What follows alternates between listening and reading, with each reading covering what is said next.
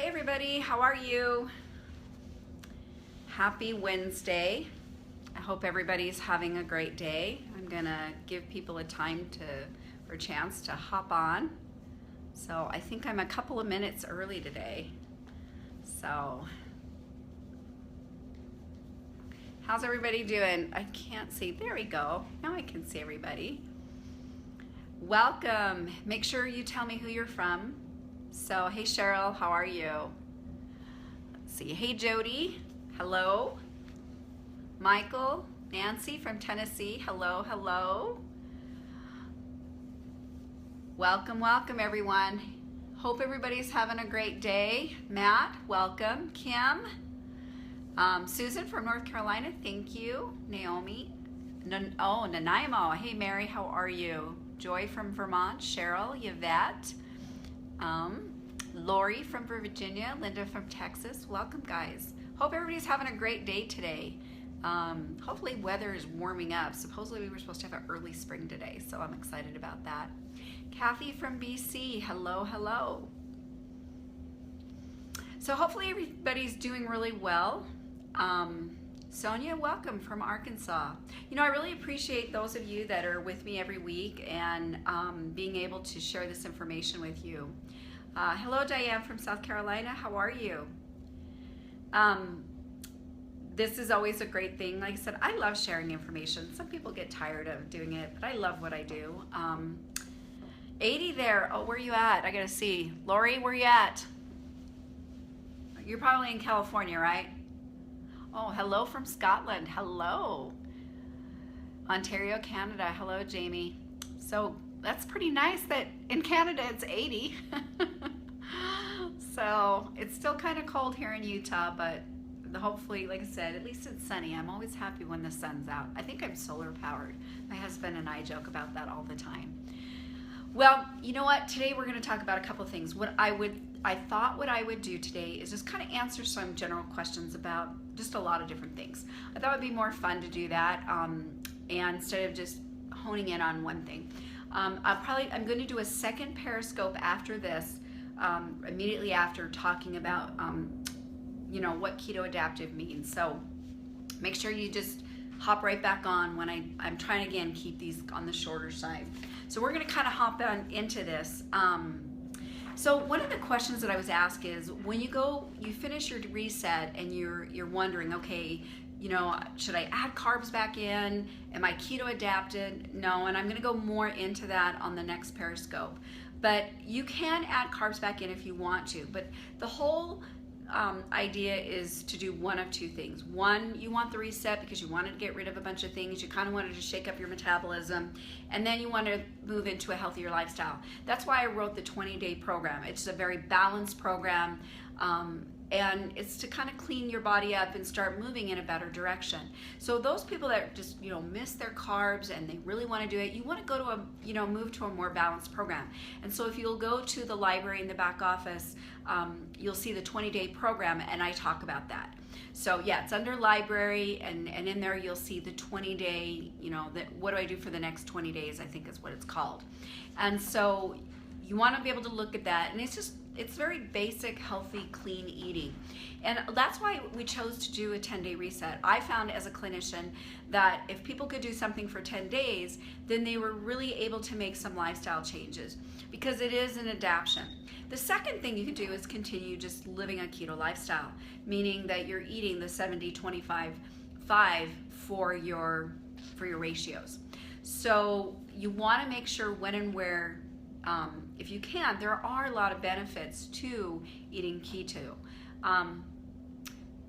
Okay, library, sorry, my first time here.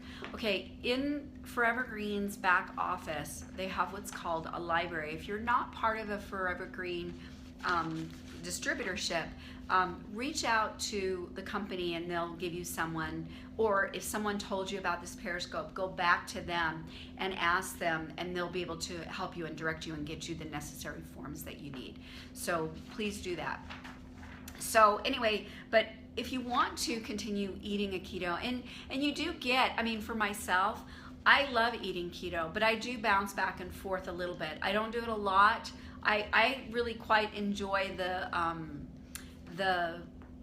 the keto lifestyle. I like eating a high-fat diet, and it was an adjustment for me because I have a very curvy body, which I like. I'm grateful for my curves. Some women don't like them, but usually my body type has a harder time metabolizing fat. And that's part of the reason why we came out with the digestive enzyme we came out with, is to help the body to utilize fat better. And I found since I've eaten keto that I metabolize fat better. I do so much better on it. And so I do like to, like I said, occasionally I will have some carbs. I'll have a carb day where I'll do a refeed. And then other days I just eat keto all the time, and I love it. And so you get to choose where you want to be and how you want to do it. And again, I will go more into keto adaptation in the next short Periscope that I'm going to do. I am not a vegan, and you know, that's a really good question. Here's my stance on vegan. I am a firm believer, in all the years I've been doing nutrition, that there is no one size fits all. There just isn't. We're all unique and different, and our bodies respond to different things. I prefer for someone to be vegetarian over vegan, because of the vegans, my experience with the vegans, especially when I run blood work and look at nutritional things, is they have a lot of deficiencies.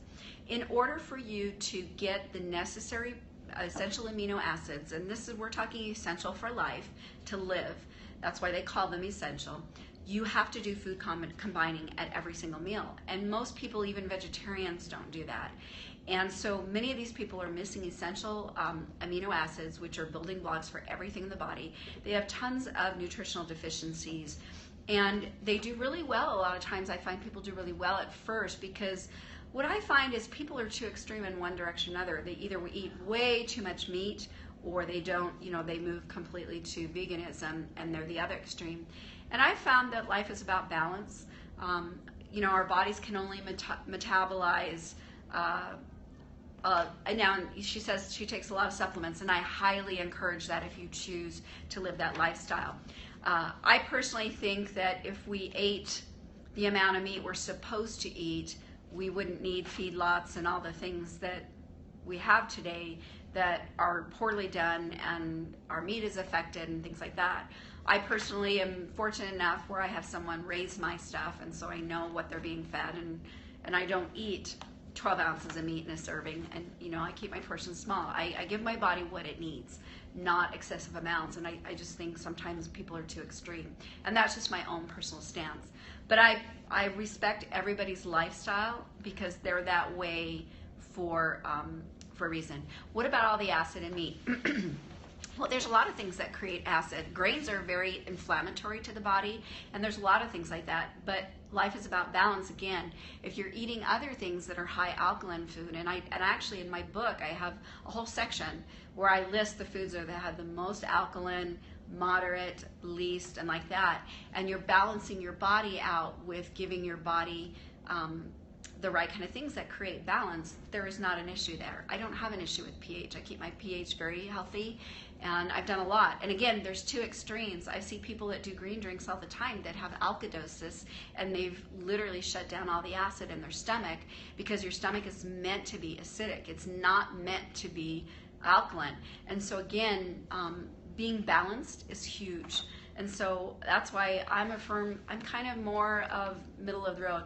The name of my book is Willing to Change, Can You Beat Genetics? And I am really excited because I have a publisher right now. It's getting ready to be published in France.